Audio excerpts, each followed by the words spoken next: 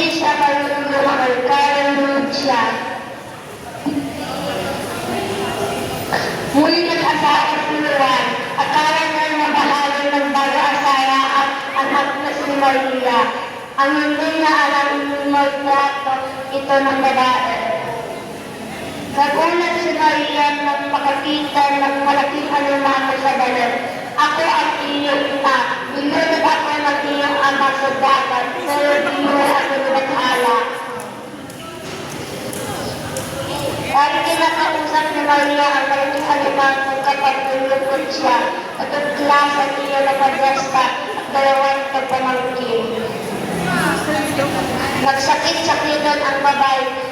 Hiniling nito kay Juan na huliin ang alimango sa balon para makain niya.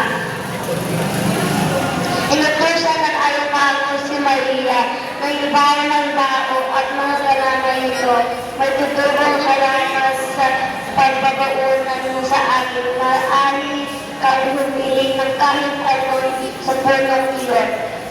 Patay na ang ama ni Maria nang magpalisan ng pasasalamat ang hari.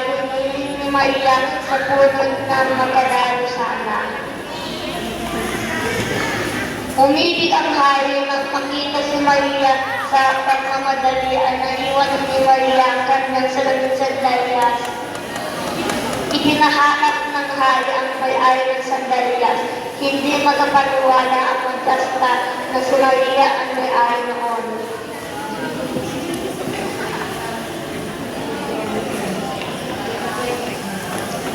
Pinagkasalan ng hari si Maria, hiyag na hiyag ang loob ng madrasta at mga pangangkin nito na ang aki-aki nilalikuan ng nila kayo. Samantala ay naging magkaya si Maria sa piling ng hari, isang taong nakaraan na nagsilang siya ng 3 bisita.